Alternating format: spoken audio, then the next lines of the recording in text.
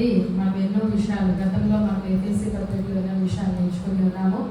అలాగే మనం ఫిలిప్పీ పత్రికలో కూడా చాలా అద్భుతమైన విషయాలు నేర్చుకుంటూ ఉన్నాము.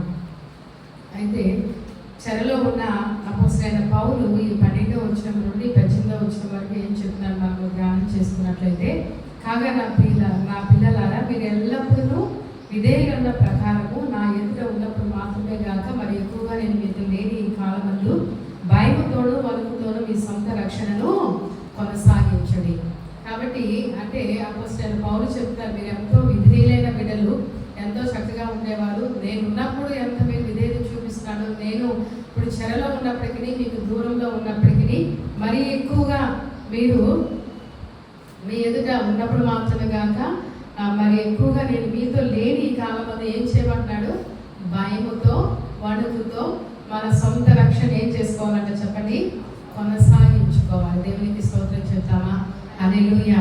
కాబట్టి ఈ మాటను మనం ధ్యానం చేస్తే భయముతో వణుకుతో మీ సొంత రక్షణను కొనసాగించుకోండి. సొంత రక్షణ అనేది వ్యక్తిగతమైంది. రక్షణ అనేది వ్యక్తిగతమైంది.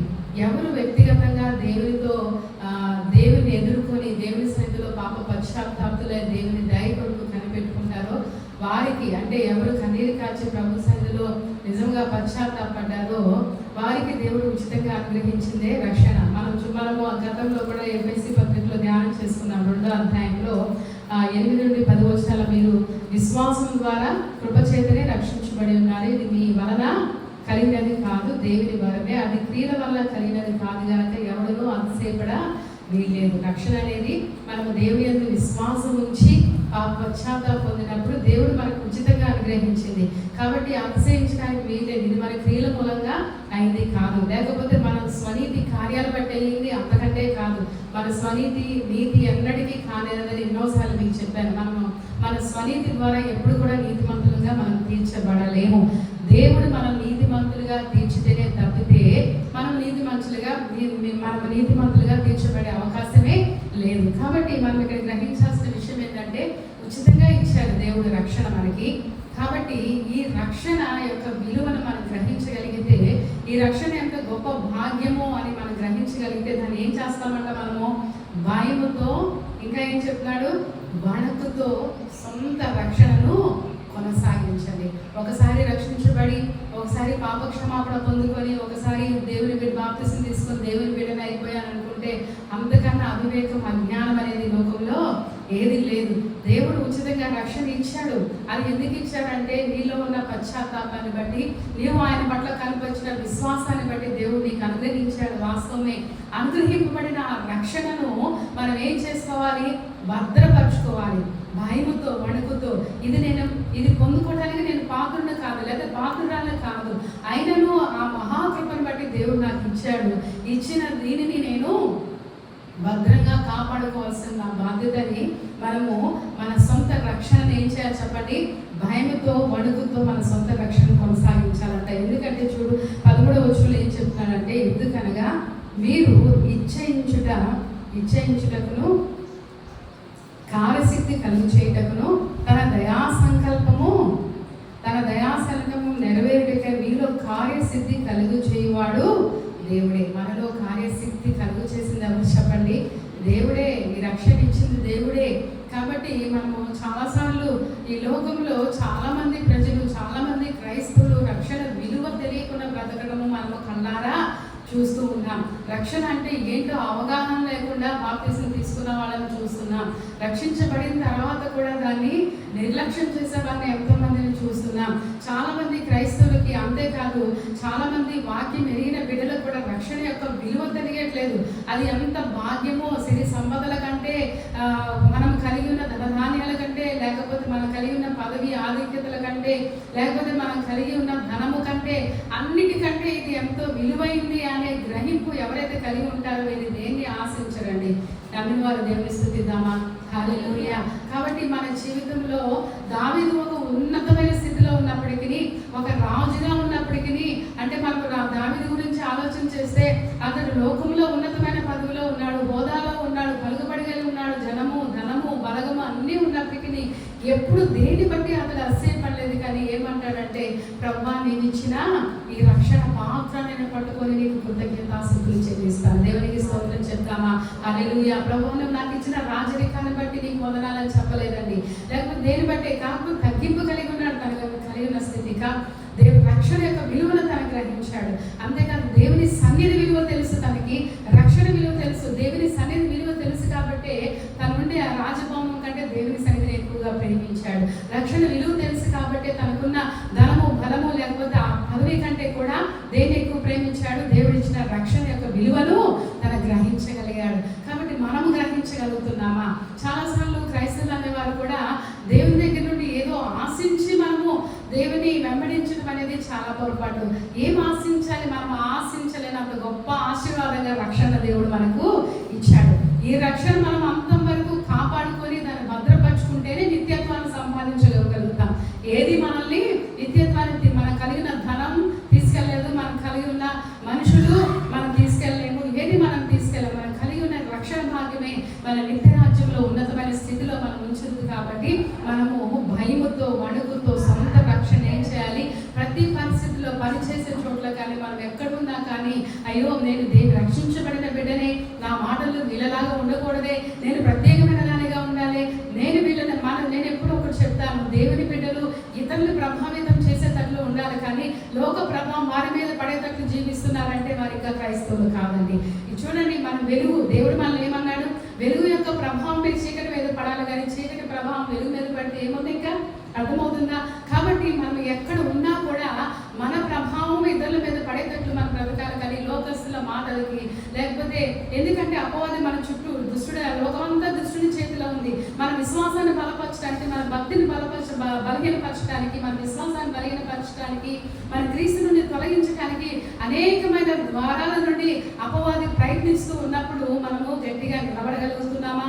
ఆలోచించండి. అందుకే కింద వచనాలు ఏమంటున్నాయంటే, మీరు మూర్ఖమైన వక్రజనం మధ్య నిరపరాధులను, నిష్కళంకులను, అనిందులైన దేవుని కుమారులైనట్లు సడుగులను, సంశయములు మాని సమస్త కార్యములను చేయండి. ఏంటంటే మూర్ఖమైన వక్రజనం మధ్య, అంటే మనము మూర్ఖమైన వక్రజనం మధ్య ఉన్నాము. అలా ఉన్నప్పుడు ఎలా ఉండాలంట? నిరపరాధంగా ఉండాలంట, నిష్కళంకంగా ఉండాలంట, అనిందులమై ఉండాలంట, దేవుని కుమారులు అయినట్లు, మనం దేవుని కుమారులను కుమార్తెలను గుర్తింపబడినట్లుగా మళ్ళీ ఏముండకూడదు?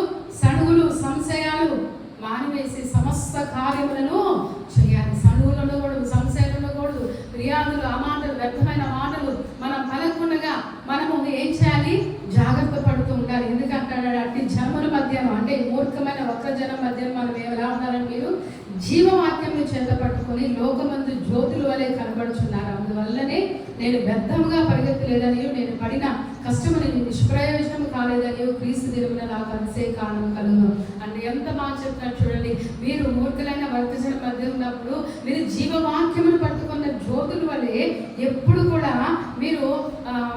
కూడా వెలుగుతూ, వారి ప్రభావం మీ మీద పడకుండా మీ ప్రభావమే వారి మీద పడినట్లుగా జ్యోతుల్లాగా, మూర్ఖమైన వర్గజనం మధ్య మీరు జ్యోతుల్లాగా ఉండాలి అని చెప్తున్నారు. మీరు అలా ఉంటేనే క్రీస్తు దినమందు నాకు అతిశయంగా ఉంటుంది. మీరు ఆ విధంగా మీ రక్షణ కొనసాగించుకుంటేనే దేవుడు, నేను మరణించిన దేవుని ఎదుట ఫలానా ఫిలిప్పీ సంఘంలో ఉన్న బిడ్డలు ఈ విధంగా నా కొరకు నిలబడ్డారని మీరు నాకు అతిశయ కారణంగా ఉంటారని చెప్పేసి అపోస్తలుడైన పౌలు ఆ సంఘాన్ని హెచ్చరిస్తూ మాట్లాడుతున్నాడండి. చూడండి, ఇవన్నీ వాస్తవం కాదా? మనం ఎలా ఉంటున్నాం? మనం ఓన్లీ ఆదివారం వచ్చి దేవుని ప్రభాను గొప్పవాడు, అధిక నువ్వు మంచి దేవుడు అని దేవుని స్తుతిస్తే సరిపోదు. మన అనుదిన జీవితంలో మనం ఎలా ఉంటున్నాం? మూర్ఖమైన వక్రజనం మధ్య జీవవాక్యం చేత పట్టుకున్న జ్యోతుల్లాగా మనం వెళ్ళగలుగుతున్నామా? మనము ఇతరులకు దేవుని గురించి చెప్పగలుగుతున్నామా? మనం చూసిన వారు మనం దేవుని కుమార్తెలను గుర్తించే రీతిగా మన సత్ప్రవర్తన కలిగి ఉంటున్నామా?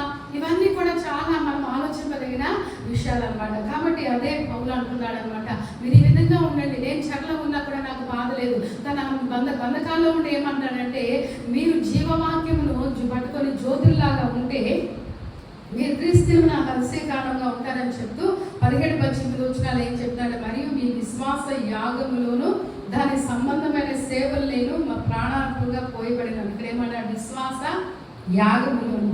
ఈ మాట ఎప్పుడైనా మీరు ధ్యానించారా? మరియు మీ విశ్వాస యాగములోను దాని సంబంధమైన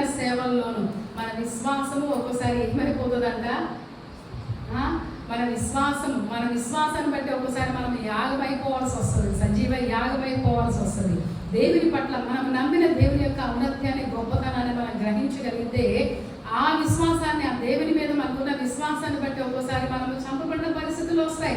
ఒక్కోసారి మనం సజీవ యాగంగా ఆయన వరకు మనం ఇప్పుడు నా పిల్లలతో జరుగుతుందని కాదు, మన మధ్య కూడా అలాంటి పరిస్థితి వస్తే నిజంగా మనము ప్రభు పట్ల మనకున్న విశ్వాసాన్ని బట్టి దేవుని కొరకు మన జీవితాలు యాగం చేసేంత భక్తి మనకు ఉందా? ఆలోచన చేశారు ఎప్పుడైనా?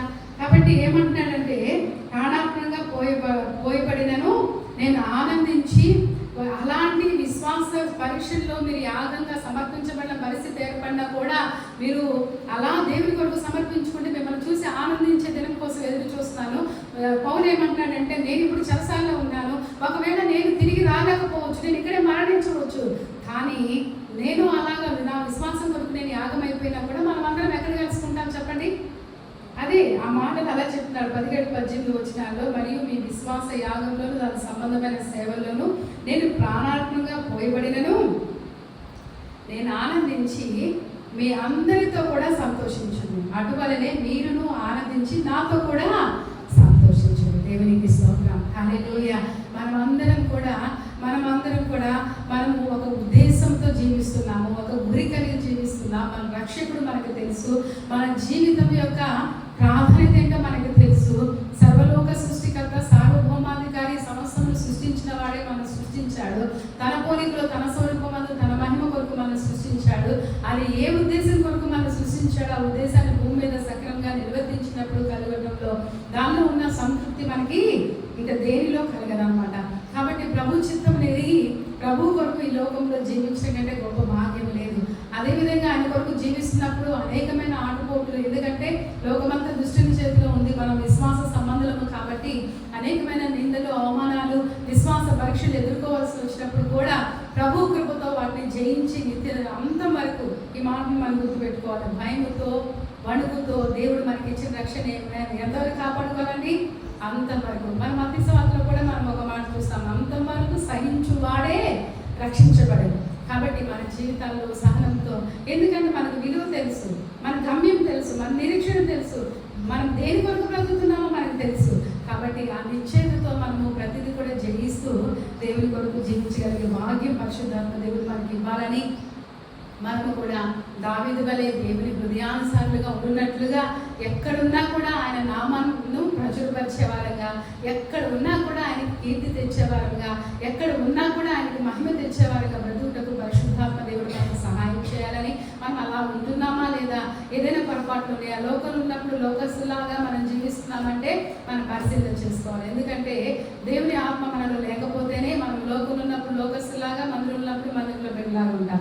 కానీ మనం ఎల్లవేళలా ఏకరీతిగా ఉండాలి అంటే మనలో పరిశుద్ధాత్మ దేవుడు ఉన్నప్పుడు మాత్రమే అది సాధ్యమవుతుంది. కాబట్టి దేవుడు ఇచ్చిన రక్షణ భాగ్యాన్ని, ఆయన కుటుంబంలో సభ్యులుగా మనం చేర్చుకున్న విధానం యొక్క ఔన్నత్యాన్ని మనం గ్రహించి, ఆ గొప్పతనాన్ని గ్రహించి ప్రభుని స్తుతిద్దాం. అందరూ లేచి నిలబడదాం. ఆత్మతో సత్యంతో ప్రభు చేసిన కార్యాన్ని మనం జ్ఞాపకం చేసుకుంటూ దేవదేవునికి కృతజ్ఞతాస్తుతులు చెల్లిస్తూ